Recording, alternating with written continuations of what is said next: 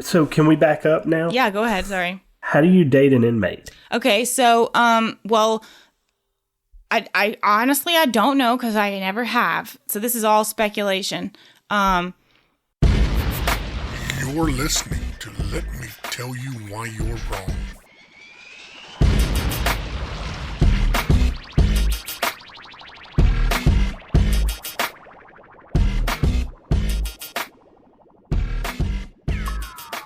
Welcome to episode 189 of the Let Me Tell You Why You're Wrong podcast. I'm your host this week, Jessica Salaggi. Joining me because Dave is gone is Matt Lowe.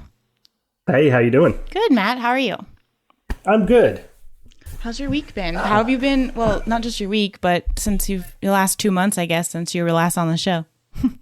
Man, I've been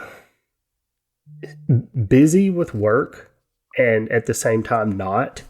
I think we were talking the other day, like I have these weird swings where I'm bored as crap for 7 or 8 days in a row, and then things catch on fire, and I've suddenly got a whole bunch of stuff that I have to deal with all at once. So it's been like that. We just got back from vacation with the family. We went down to the Space Coast down in Cape Canaveral. Nice. Was it still And warm? it's hunting season. Oh, yeah. It was like 90 degrees. And it was really humid, which was odd for being right on the coast. Because I guess the air was fairly still. Mm-hmm. No sea breeze. Unless you were like right out on the beach. But no, it was nice. It's typical Florida stuff. Rained a little bit every day in the afternoon. And but the resort that we stayed at has this like a big water park with water slides and these lazy rivers and stuff, and my kids just love it. And the little area where we sit and watch them has a bar right there. And I love that. Perfect. Yeah, it worked out well for everyone. That's good. It's nice. That'll get you What through. have you been up to? Well, what have I been up to? Just work. Last week was crazy. Last 2 weeks have been crazy, just with court things. And we're going to talk about one of the stories, but it's the same as you, where it's like 1 week is nuts, and then the next week I'm like Googling things and trying to find news, and then I'm behind again, and I'm like, okay, how did this? And it's not bad time management because I know it's all coming. It's just like some of it I can't write about till it happens, obviously, because I don't know. There's only so much I can do to prepare. But, right. But yeah, I mean, it's the same thing with me on my projects at work. It's just whenever they get ready, and it comes in spurts. And the things that I know and can foresee, I take care of those things way ahead of time. Well, but Dave would have some like super segue to our first icebreaker, but I don't, so I'm just going to roll with the title, which is... It'd probably be smart ass too. Right, exactly. It was on the Center Square first, but it was also on the Georgia Virtue for anyone who is a follower. They may have seen the story, but it talked about the debt we owe as state taxpayers, which it was this like tax accountability, truth in accounting report based on, how states fared through the pandemic and how they're handling federal stimulus funds and all this. And it said that we had $3,500 a person. And I was like, well, that's not that bad. Because it's like when you talk about the federal government.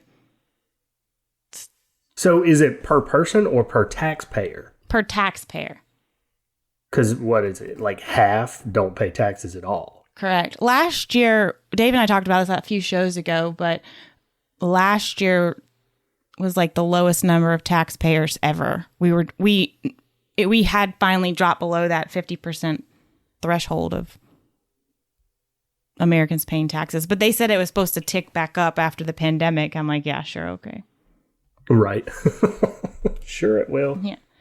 But I mean, $3,500, that's based on like, the bonds that our state has taken out and like what the state owes for unfunded retirement obligations. And I mean, $3,500. Really not that Yeah, much. it doesn't seem like that much until there's 8 million people in the state. No, almost 11, I think, or 10 million. So 5 million times 3,500. I mean, that's a lot of money. It's $228,999 for the federal government per taxpayer. Per citizen, it's $86,000. That's only $17 billion. For citizens or taxpayers?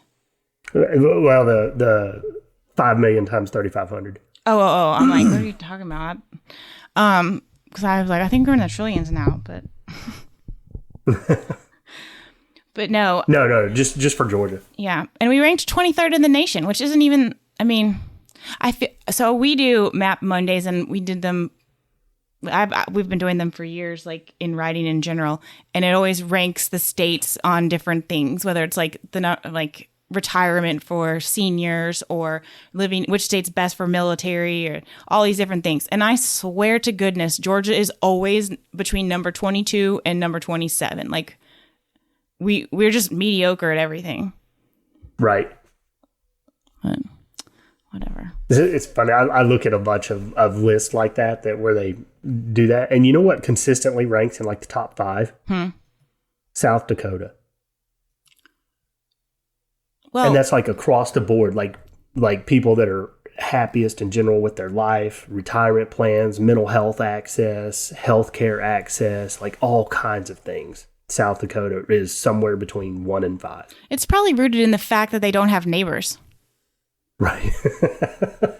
Right. I mean, seriously, like you don't have to see as many people, you don't have to deal with as many people.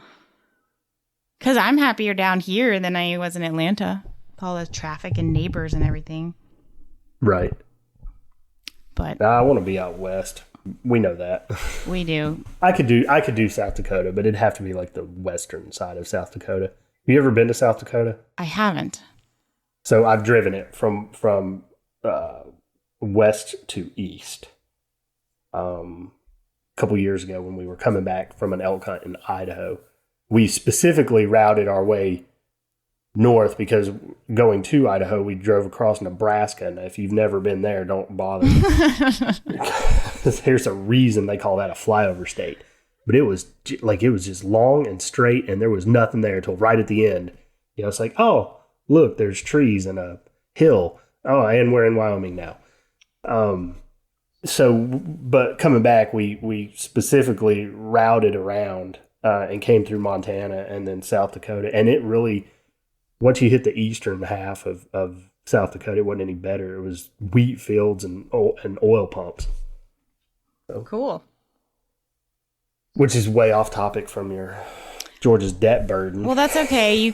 We'll take that into land management and hunting and everything and talk about why your beloved agency is trying to stomp on people's constitutional rights. Yeah, moderating their social media content.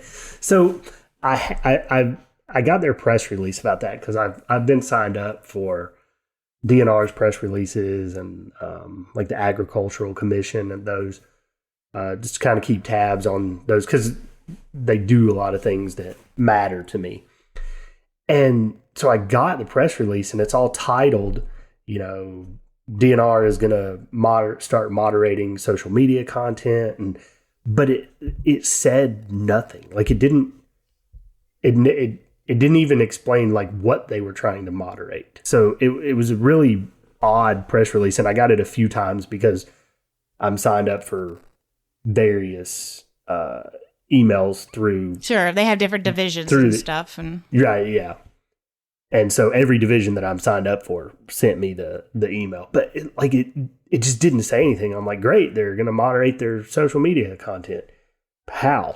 So they are trying to do damage control because if you have to preemptively explain like why you're doing this, you got problems. But so a lot of government agencies limit profanity, which I don't think the courts have decided if if you can say the F word or ass or whatever on a government website and they can say no. I mean, if it falls into the thing about how you can say the F word, but you can't say it when there's kids around, like I just don't know. I wouldn't be able to speculate on that. But the agency also wants to remove comments that aren't related to the topic of social media posts. Okay, well, that's like totally not okay, because who decides if it's not related? And how related does it have to be? Like, that's the entire premise of the underlying Supreme Court ruling, which is the one that we've cited so many times about elected officials who cannot limit speech on their official pages, Van Johnson, right. Because it's, then you're limiting the public forum and there's no reason for it. If they post something about, the game warden seizing doves from people who baited a field, and I want to use that opportunity to tell them that I don't like how they're handling the state's alligators, I have a right to do that. Right. And if I want to tell them their hat's ugly, I can do that too. I wonder, though, if it's not, like, if it won't be a little more benign than that. I don't know how much you hang out on the DNR Facebook page. Every hour of every day. So I'm on it a bunch. And, there'll be 7,000 comments, and there's always some jackass there that's posting links to his Etsy store or weight loss or whatever their, new juice thing is that they're selling. And I'm wondering if they're really just looking to squash some of that. Okay, but because I kind of agree that you shouldn't be moderating posts that aren't necessarily in line with the subject matter of the original post, because you get it, and it happens on your articles where someone will comment, and then if you follow that conversation down, by the time you get done, you're not talking about anything that had to do with your article, but there's a whole different, like, it's a whole subset of some issue that's being talked about there. And it's important. It may be important. It may not, but who are they to say that it is or isn't? Right, yeah. And, right. And, if it happens on a business page or something, of course, anybody else or an individual, they have the right to remove that because it's their page. But when you're talking about the other thing, and this is something that I run into more often, is that they're not supposed to delete comments because they're part of, they're supposed to be archived under the Georgia records law for 5 years. So if you start deleting stuff, are you going to keep a log of all of that? You know damn well they're not. Right. And, so the deputy counsel for DNR put out a statement and said, people get concerned about the First Amendment. What we are doing is specifically allowed by the First Amendment. All we're trying to do is keep social media posts on topic and ask that people not use profanity. Okay, you stupid woman. That is not allowed by the First Amendment. It's not anywhere in the First Amendment, and profanity is like literally protected under the First Amendment. So, I mean, it's supposed to be broadly interpreted for a reason. Right. I guess I just like the way that people would probably see this story and be like, what's the big deal? I don't want to see cursing on social media. And I get that. But in the reverse, the question should be, why is DNR so worried about it? Why are they so worried about their social media? What are, are they worried about, that when they post something about the hunting regulations, that someone's going to bring up the fact that one of their top, executives in their agency had a serious injury DUI case and never missed a day of work? Or are they worried about people commenting about like real issues going on in the agency, or are they just worried about profanity? Right. I'm so weird when it comes to profanity, man, because like I say the F word so much that I forget that some people are offended by it. It's okay, but what happens if they have two people who are in charge of social media, and one of them is offended by maybe not the F word, but one word, or thinks like it's just so unnecessary. And I don't want to pay somebody with tax dollars to limit other people's comments on social media. You know what it is? Here's what it is. There's some person within DNR that owes a legislator or some other government official a favor, and that person's got a kid that needs a job, and he wants to be a social media guy. So they've done this so that they can create a position that specifically moderates the social media. There you go. There's my conspiracy theory on it. Yeah, I mean, that's a black helicopter that flies pretty low, because that does happen all the time. But, the irony is that they don't want comments about things that are not related to the topic. But literally right now, like on a lot of their posts, people are commenting about their proposed policy that is not the subject of the post. So, bravo. Right. I have an issue with their new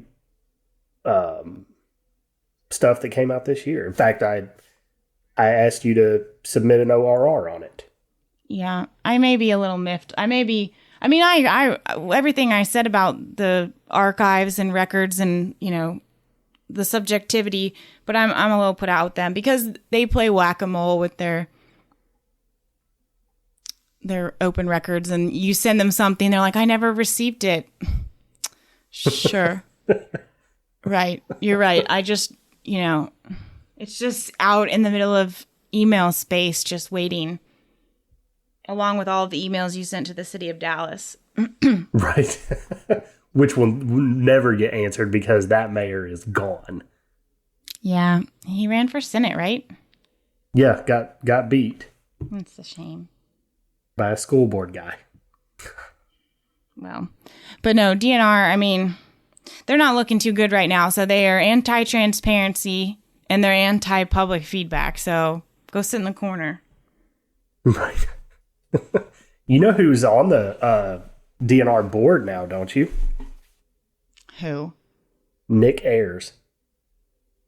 Does that name sound familiar to Yeah, you? the ding-dong that worked for Trump. Yeah, he was Mike Pence's chief of staff. That's kind of a demotion, huh? Well, he left when there was some talk about him being, that Trump was going to tap him for chief of staff, and he was like, nah, and he left D.C. altogether. He came here, and he's on the DNR board now. Is that? He's already, whatever else he does, he doesn't need whatever. Yeah, I'm assuming that's just like an appointment where you serve like every so often for annual or like monthly meetings or bi-month, something like that. Yeah, they meet once a month. They vote on various things, and the hunting regulations. That has to do with. Yeah. Yep. Yeah. The permit you pay which was feed your family. Which was my issue. Do what? I said the fee you pay so you can hunt things the Lord put on this earth to feed your family. Right. Mm-hmm. I hate them. Now, you do know you don't have to buy a license if you're hunting on your own land, right? Sure. The license fee is access to public land. Right, because...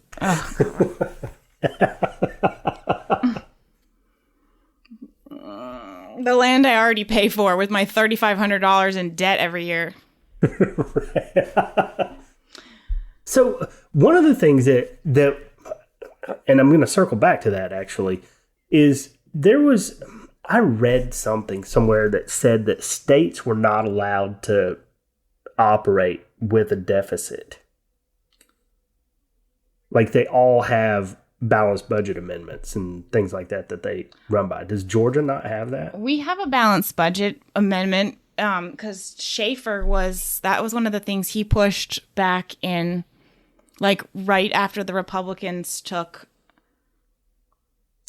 maybe not right after, but in the last 10 years or so, he pushed the balanced budget amendment because we did not have one. So, it's a fairly new concept for Georgia.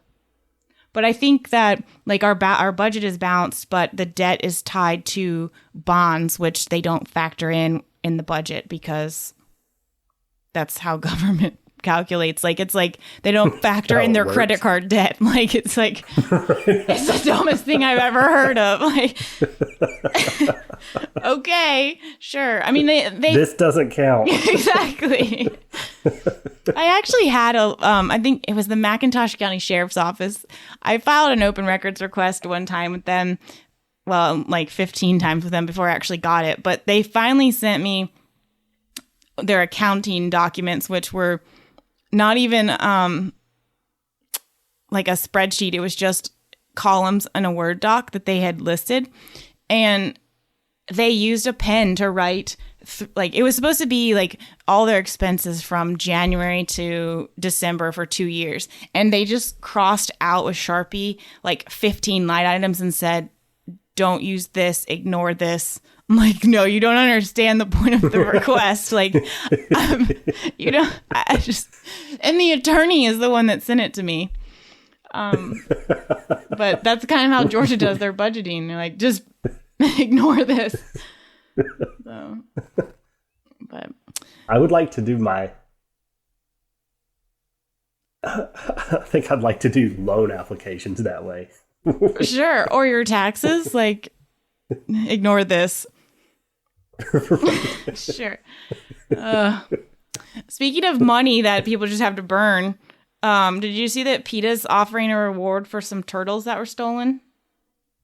No, I did not. In Johns Creek, I guess there were 5 turtles in a little enclosure at a park at it's actually where I was a Girl Scout. Had all my Girl Scout meetings growing up at Autry Mill Park Nature Preserve. Mm-hmm. And I thought it was like the coolest place ever because they had all these little tiny cabins and everything. It was a really neat place, but other than the cookies, I really wasn't a very good Girl Scout. But I mean, I could sell some cookies, let me tell you. I got all the prizes and beat everyone, but every year, but I was not a good Girl Scout. But anyway, the turtles were stolen, and PETA's put out a bolo and a reward offered because they said they can't survive in the wild, which I understand, but like $5,000 leading to information in return of the 5 turtles that were, they said they were,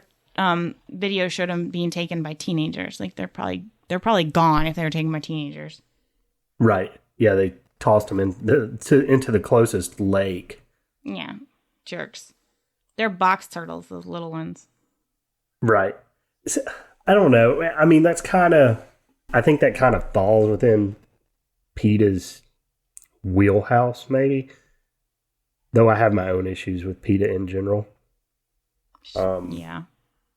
You know, like their build is this animal rights mega thing, but they really just, it's just a marketing thing. You know, if you go look at like the animal shelters that they own, like 89% of the animals don't make it out of there.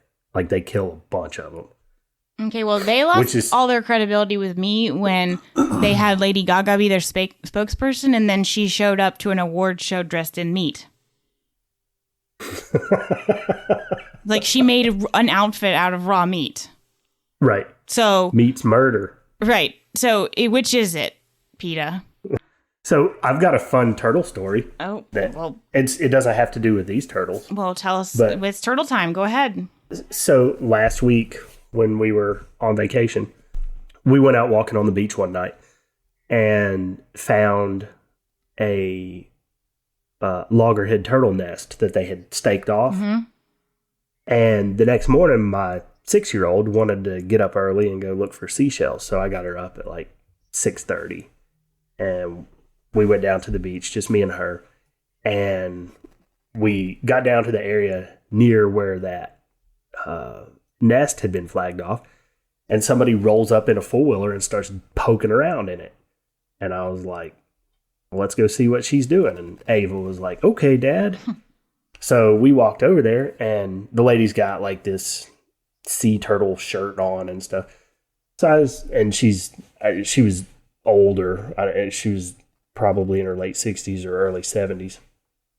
And so I was asking some questions about it. And she's like, well, she said, I found this nest And I was relatively certain it was a nest, but it's 10 miles north of the farthest northern nest that we know of. So I was a little unsure if it was actually a nest, but,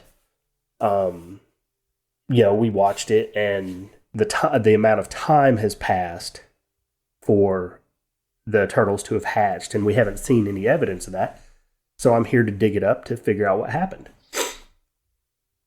So she starts poking around with a stick in the sand, and the stick's going down, 4-6 inches, so like that.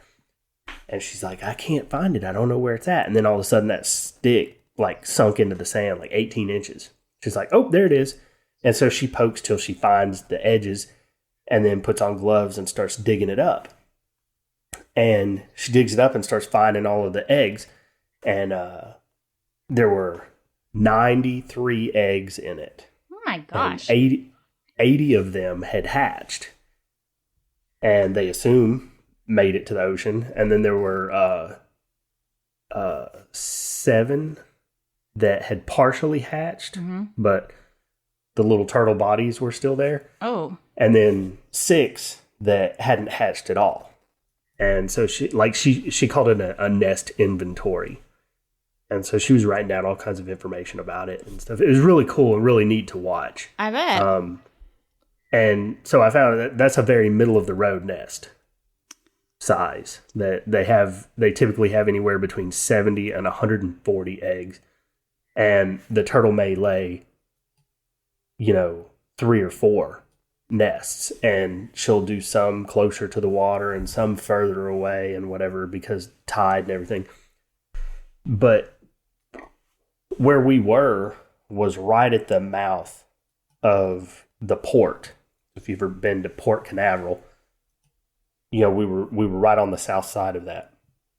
And so then you've got all the rocket launching stations just north of there.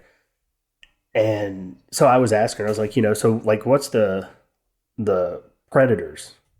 What's your biggest predator of these nests? And she's like, around here, coyotes. She said that the nest that was nearly underneath the Cocoa Beach Pier was ransacked by coyotes. On the beach?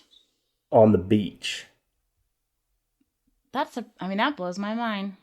I was a little shocked at that too, because I realized that a coyote, they're a very adaptive creature and they'll go everywhere, but I didn't realize that they were there. But apparently they are, because there's a big giant Mare Island National Wildlife Refuge is there, which was a big chunk of land that the government made NASA purchase and set aside as a wildlife refuge to offset all of the stuff that they did with their launch pads and everything.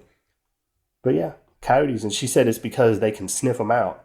That raccoons, if they see the turtles as they're hatching, they'll get them. Or if they watch the mother turtle laying the eggs, they'll pluck them off as they come out of the chute. But coyotes. But it was neat. Yeah, that is neat. My 6-year-old thought it was super cool. For sure. But I would have never guessed coyotes ever.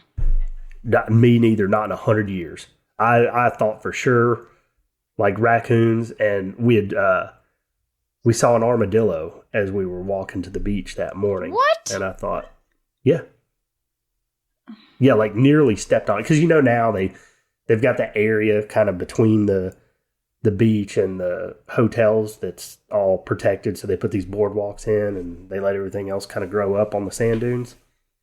But yeah, we were in a T of the boardwalk and I heard something. So I stopped and looked underneath all of the plants that were there, and I saw the armadillo coming. I'm like, Ava, look at this. She thought it was the coolest thing she'd ever seen. Yeah, I'm sure. She was like, it looks like a possum, but different. Yep. Like a possum with a shell. I bet that made her outdoorsy dad so proud. She's trying to tell everyone else about it when we got back to our room, and she's like, we saw a dilla. And they're like, a what? And I'm like, we saw an armadillo. She's like, yeah, that, a dilla. Nice. Well, I wanted to give you some opportunity to talk about your favorite two people, Donald Trump and Brian Kemp. Because, it'll by the time the show drops, it will have been a week and a couple days. But Trump was in Georgia 2 weekends ago, and basically, I mean, he may have. Of course, he was saying it. He was just slamming Kemp, and you have your own reasons for disliking Kemp, and they're understandable. But he was mouthing off and suggested that Stacey Abrams may want to take his place and she might do a better job. And we were talking about this in a phone call, I guess, last week. And I mean, you agree with him. I do. I have some very personal reasons for, and I think we've talked a little bit about some of it before. But well, I mean, if someone hasn't listened, the 30 or the 10-second elevator speech is that you asked your family went to Kemp to have him assist with a process that only the governor's authorized to do, and instead of saying yes or no, he just did nothing ever. Right. Yeah, he sat on it for 2 years, right. And until it became like it literally, like, there's 3 of my kids' lives that are flat ruined because of it. Right. So I have a whole lot of animosity, maybe, towards Kemp. So yeah, I mean, and you know, we talked about it a little bit. I don't know that I would mind seeing a Democratic governor. Well, that's why I wanted to bring this up, because you think it would be good to have a Democrat governor and a Republican House and Senate. Correct. Yeah, like like in my own county, several years ago, I voted for the commission chairman that was not the favorite of the rest of the board, simply because I wanted that tension. Like, I don't want things passing and getting signed without a lot of discussion about it. You know what I mean? Well, and I think, yeah. I think if we have I think the Republicans in the House and the Senate will start acting like Republicans are supposed to, if they have a Democrat sitting in the governor's office. Well, and we'd finally be able to get rid of the governor's floor leaders, because, I mean, that's just not gonna, if there's a separation. But in the era of a pandemic, I mean, a Democrat governor, I'd rather have a Republican governor. And I mean, I'd rather have principled people, of course, like people who are independent thinkers. But if I had to choose between the two parties, I think I'd rather have a Republican governor, because it seems like we continue to go through this. We continue to empower people at the county and state and federal government to do more through executive order, and then do nothing when they do. And say what you want about Kemp and everything else. I mean, there's things he's done that I don't agree with, but when he was given the keys to the castle during COVID and the height of it, and he had all the power that was unchecked by everyone, he did very little.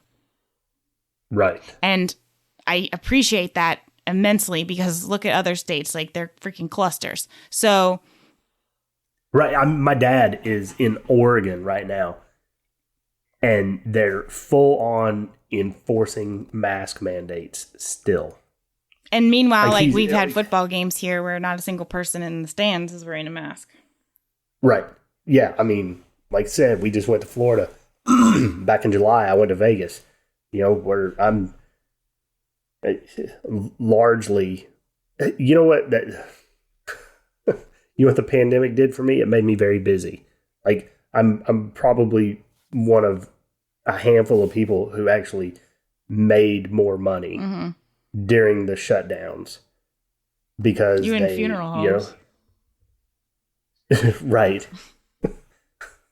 So the whole thing was largely unaffected me. Even when I had COVID, it was like it really was a 24-hour cold for me. In fact, it was that way for my whole family, except for my father-in-law, who went ICU for about 5 days and came home. But I don't know. I agree that I am with you that I'm thankful that he did do very little. Yeah. When no one was and looking. she would try to do a whole bunch. But then I think though that's when you're going to see the House and the Senate step in and start acting like Republicans should. I agree. I mean, I agree, but I mean, it's the same thing of what we're seeing with Republicans in DC right now. I mean, some of them are acting like they're freaking Ron Paul up there, or they in their own minds, of course, but right. But I guess, like, you know, Trump is this like lightning rod for so many people in the GOP and Democrats. I mean, they've used him as like this monster, and I just find it, like, over the last week, I found it really entertaining that a lot of Democrats are like sharing the article and being like, oh, well, see, everybody, Stacey's better than Kemp. And I'm like, you do realize that the guy you hate is like saying your candidate's good, and you're not, like, you're okay with that now? Right. Because when he endorsed Kemp before, it was like, that's what they talked about the entire time when he was running against, I mean, it's just, people are hypocrites and I hate it. Right. And, you know, I don't know, man. I don't hate Donald Trump. Mm-hmm. The guy is, you know, I think he's kind of douchey.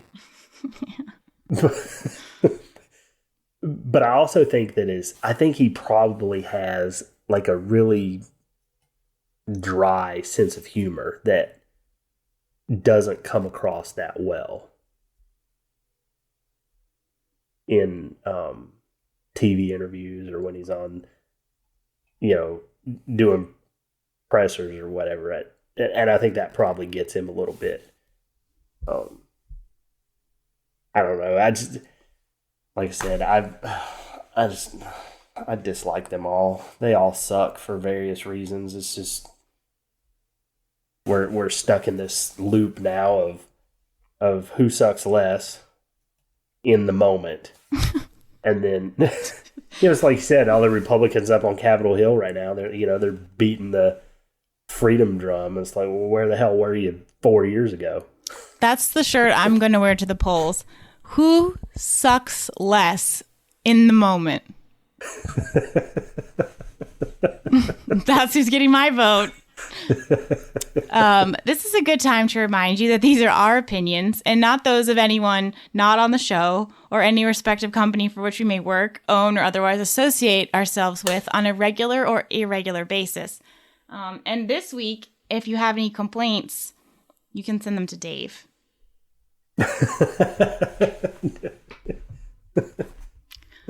Dave at drcool.com. Or you can contact him by group text. Yeah, you can. Hold on. Let me get his number. Oh, I mean, you know what's funny about that? Like, the group text that he was complaining about weren't even started by me. Yeah, but it's so easy for him to dunk on you. Yeah, I know. No, but I am guilty of it.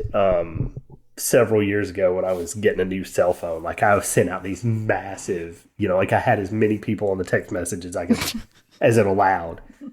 Hey, you're getting a new number here.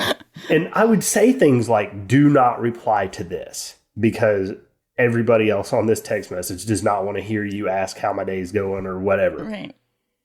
But it never failed. You know, there's always some dumbass. Or someone says, got it, thanks. And now you know, like, it's just, I don't know. And you know, you can. But now go ahead. Now I'm going to start a bunch of group texts with Dave on it just for and giggles. I agree. Punishment. So there was a really crazy story last week in Tatnall County. that I was covering in court with the GBI. And as much as I have hated on them over the last 13 months, I have to give them a little bit of credit for this, because what they have uncovered is just insane.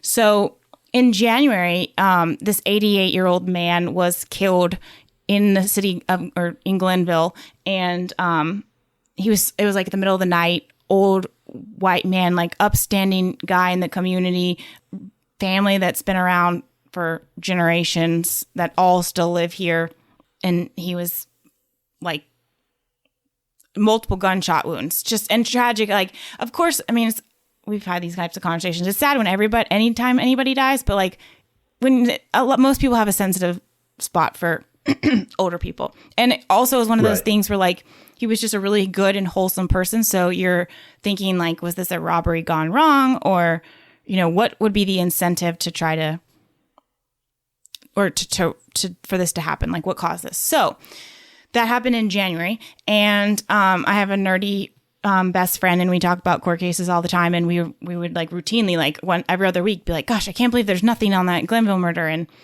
finally, in July, there were 3 arrests made. A gentleman, well, he's definitely not a gentleman, a guy named Chris Sumlin, a female named Ariel Murphy, and another female named Keisha Jones. So they're all arrested, and we're like, wow, okay, like 3 people. I just like, it still had a lot of questions. So then we find out that a 4th person was arrested or charged, and he was somebody who was already in prison in Tattnall County. So I go to court. That was in end of July and in early August. So still like, we're still, you know, the nerds are still trying to speculate what happened. I go to the preliminary hearing on Wednesday, and the GBI agent is testifying that basically the 2 girls lived together, and one of them was dating a inmate in the prison, I guess, however you date inmates. How do you date an inmate? You know, it's really just hold that thought, because I'm going to get to it. But so she was in a relationship with this inmate, and then the guy who was charged with them was a former inmate of this same prison. So, you know, I'm taking notes and I'm scribbling as fast as I can, and there's only like 2 other reporters there, and everyone else is lawyers and cops, and they say that, you know, they found a camo COVID mask in the street, and they ran DNA on it, but they didn't have anything to match it to. And then they like got some videos from a gas station and saw a car and connected the things and found this old lady who owned the car and the mask. And she said, no, actually my granddaughter borrowed the car that night. You should go talk to her. Like, grandma totally threw everybody under the bus. And the GBI started connecting all these dominoes. As it turns out, they went to the wrong damn house. They were supposed to kill the person next door, who is a correctional officer at the prison that the one guy is in, and the other guy was in until October of last year. And they killed the wrong man. And all of this was over the fact that the agent, or the correctional officer they had planned to kill, was an aggressive officer when it came to contraband. And all of this was communicated and planned via a cell phone that the inmate had in prison. And the GBI said that it's this multi-million-dollar contraband ring that goes like way beyond anything else that we've seen in the media. And it's part of why the DOJ is probing the prisons right now, if you heard that news in the last 10 days. But it is like, and they also connected it to another murder like this, but they were telling, the agent testified that it's not just tobacco, alcohol, and like drugs anymore. Designer clothing, chargers, cell phones, weapons, actual cash, like tens, hundreds of thousands of dollars running through the prison in Glenville all the time. Wow.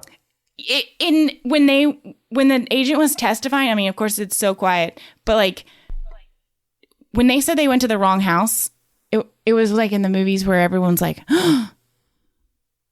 because you're like, really? Like you could hear people gasping because this 88-year-old man is dead because, first of all, these criminals are idiots and went to the wrong house. And not that I would want them to carry it, but like I'm glad the other guy's alive. It's like I wish nobody had died, of course, but like you're idiots if you don't even make sure you're at the right house. Right. And he was this other guy's guard for a period of time, so he knew what he looked like. And of course, because I like to connect dots, I figured out who the guard was.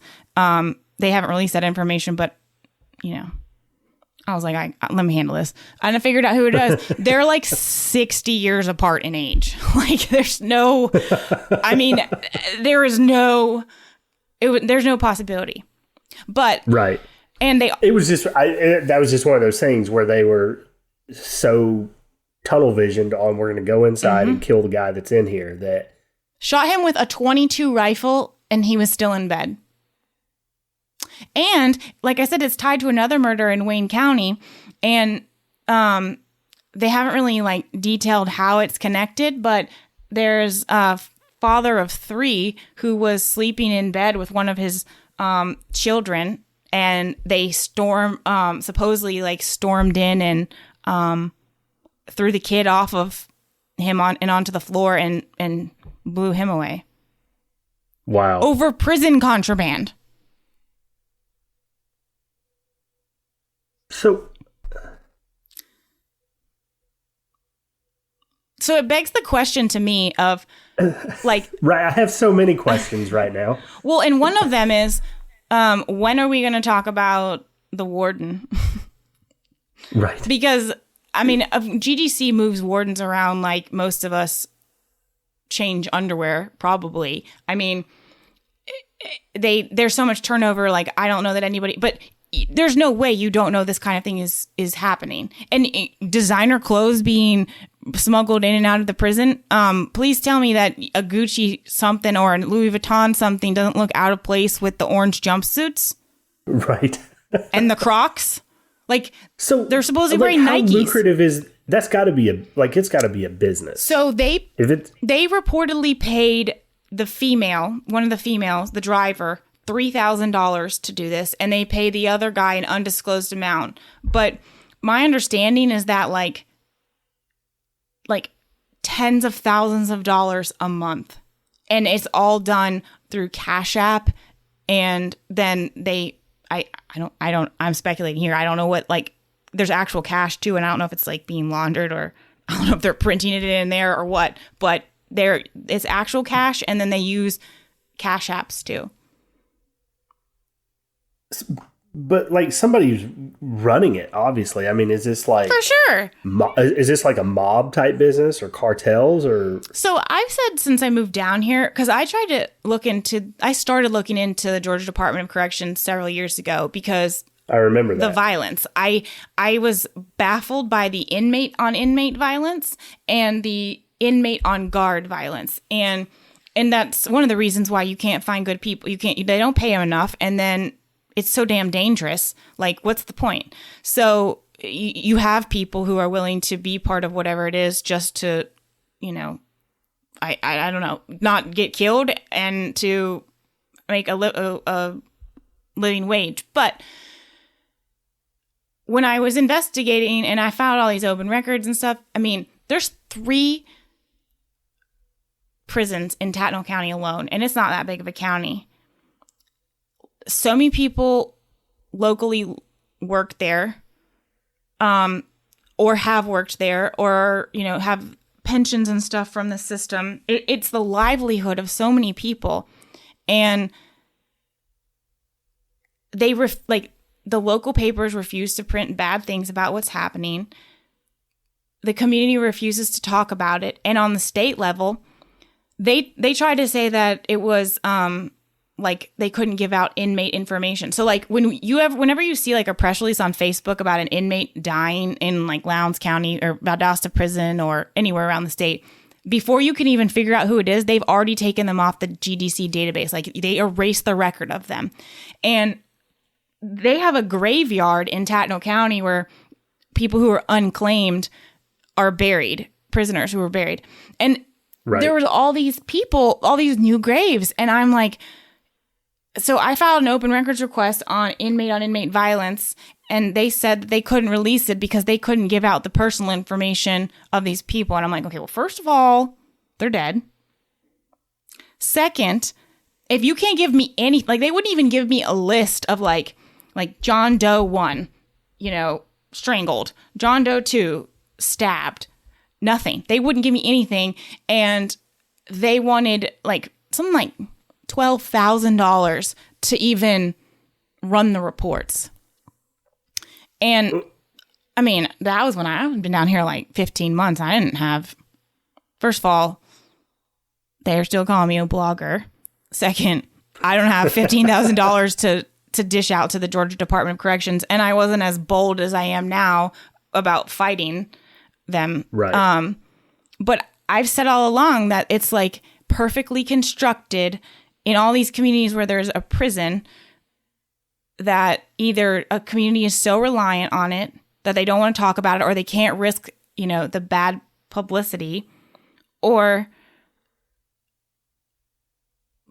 the people are, it's too dangerous for them to talk about it. But I do think, I mean, there's gangs and stuff, and I mean, it has to be. It's organized crime for sure. Yeah, like someone on the outside has to be running that for that to be like, and that's got to be. You're not sending in somebody knows. Yeah, you're not sending in shanks and cell phones and cell phone chargers in an envelope. I mean, and they have a huge drone problem. Yeah, I'm just saying. My kids call it a prison pocket. Nice.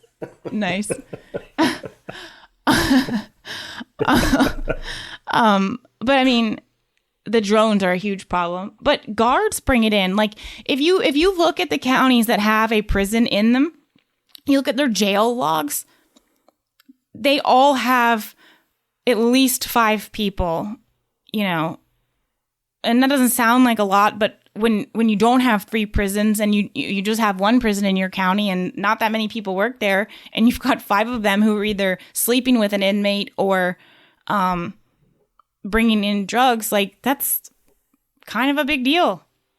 Right. And I don't know how you fix it. So can we back up now? Yeah, go ahead. Sorry.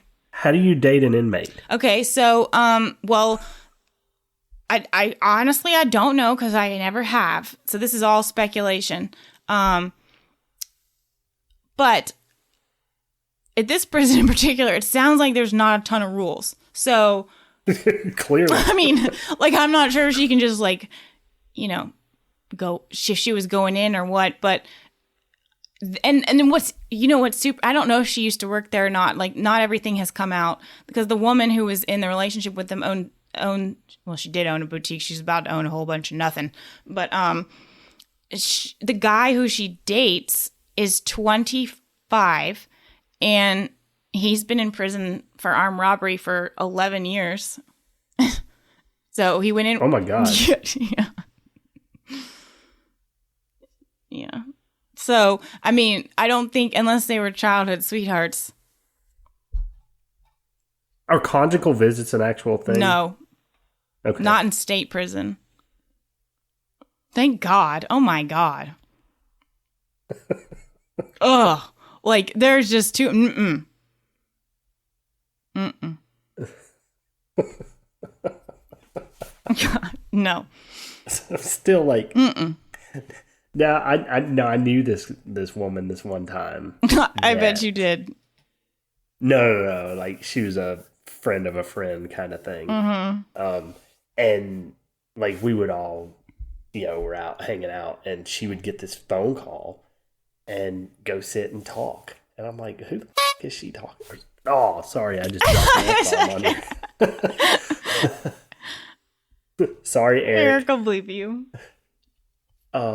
But I'm like, who is she talking to? And they're like, oh, she's chatting with this inmate in this prison who's, like he's convicted of murder. And I'm like, really? What a loser.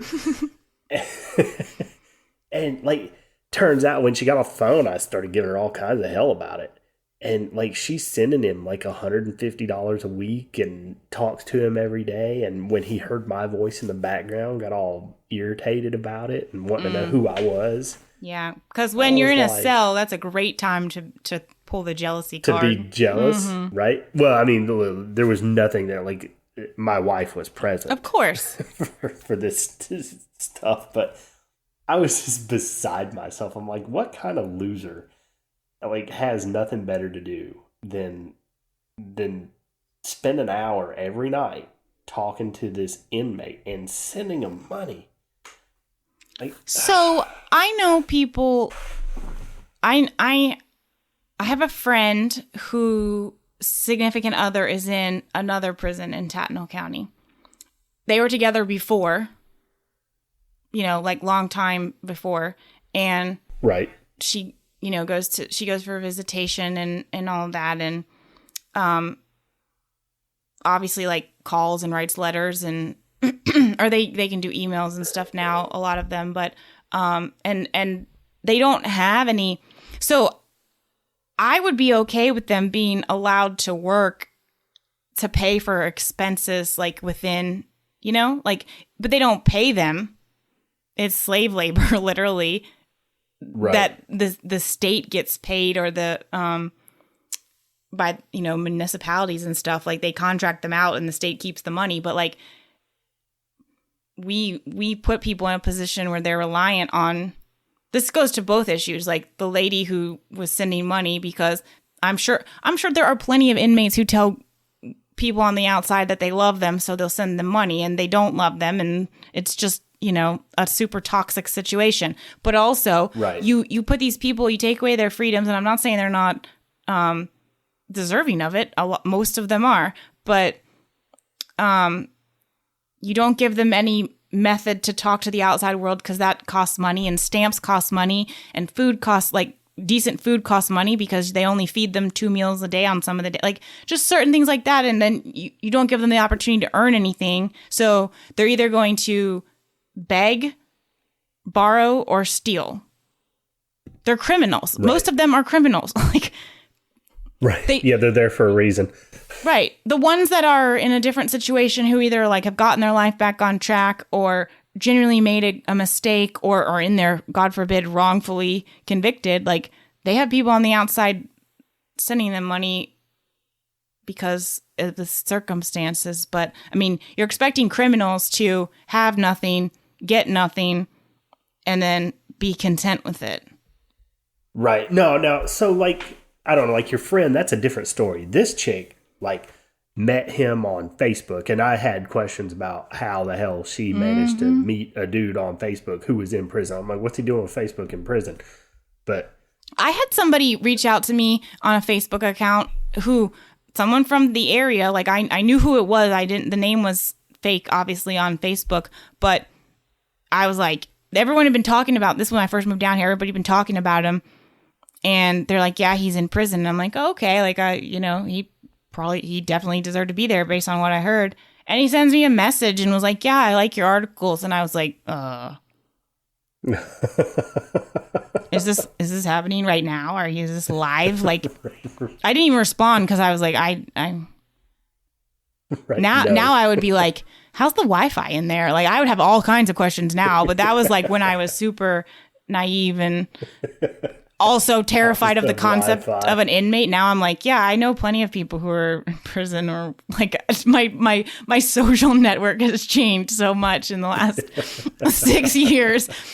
By the way, well, we're running long, but I'm going to end on this note because it's a funny note. You can end on whatever one you want, and also, I have to stop giving Dave a hard time about running long, because look at the clock. But so.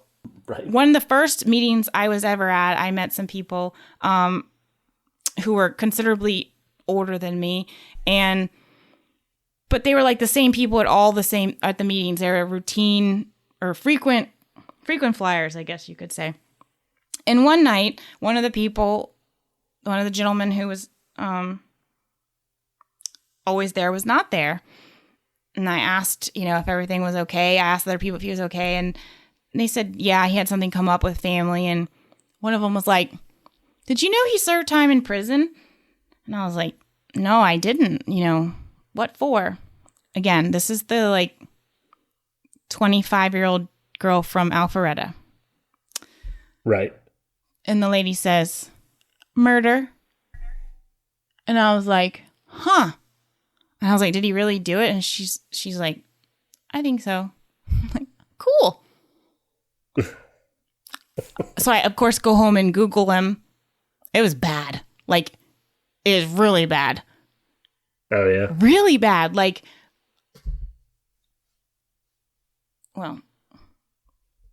Yeah. Chopped up people. Oh, it wasn't even one of those where one of those, yeah, kind of deserved it. It's like that story that comes out around this time of year every year, that it was Louisiana or something like that dad that shot his son's kidnapper / molester on live TV. Nobody even thought about it an eye. Yeah, no, that dude didn't go to jail. Nor would any jury convict him. He died a free man of cancer or something. Mm-hmm. I went and looked him up, but I look at that that dude deserved that. So for sure. Well, not the guy that died, the dude that got killed. Not the guy that died, the guy that got killed. Right. Yes. Right. Well, do you have any closing thoughts? I think I used them all up. You just want to know how you date an inmate. I do want to know. Hey, look, so if there's any ladies out there that are stupid and currently dating an inmate that they met after the inmate was an inmate, write Jessica and explain that process, because I'm really curious about it. Well, there is there's several services, but there's a prison pen pal connection website where you can type in the things you like to talk about. And what's amazing is that some of the pictures are from inside the prison. Some of them are sketches, someone drew their picture on paper and put that picture up, and then some of them are pictures of them at church 10 years ago. But you can find prisoners to write online. My question is, how bored do you have to be? You know what? So I was just sitting here thinking about it, right? And in my head, I'm like, this should totally be a male dominated thing, right? It's typical of men, on nearly a genetic level, right? To want to rescue a woman from a bad situation, right? We're wired that way. Men are in general, mm-hmm. right? Not always. They don't always do a good job of it, but they sure give it a try. Right. But that's why stories like that dominate, across the centuries. Every movie that we have is like that, and all the good works of literature and things like that. They all have these components to it, where there's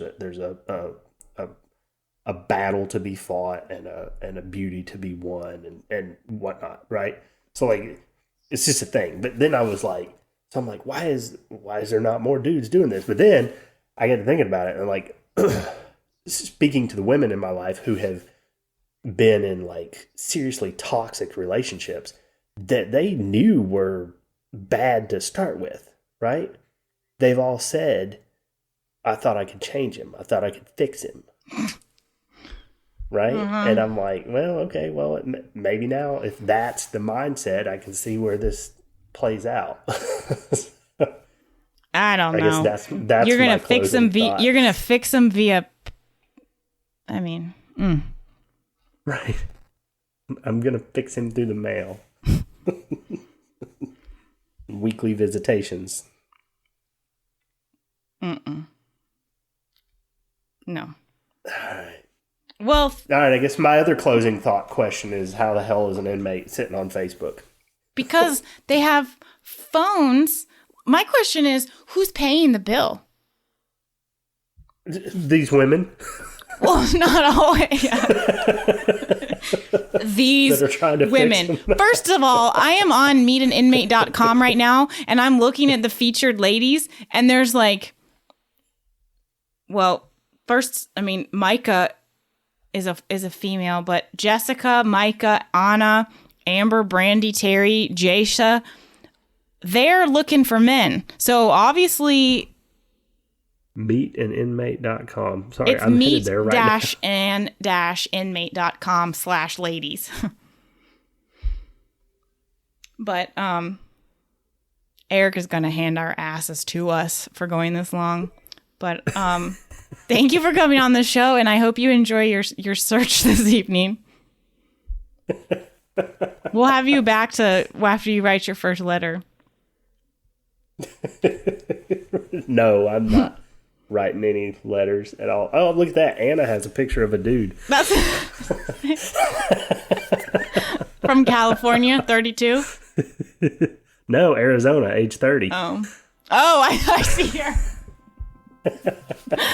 Okay, goodbye. Thank you. Have a great week. Oh, by the way, everybody, thank you for listening. Eric says thank you. Matt says thank you. I say thank you. Dave says you guys ruined my show. So, Right. have a great week. Later.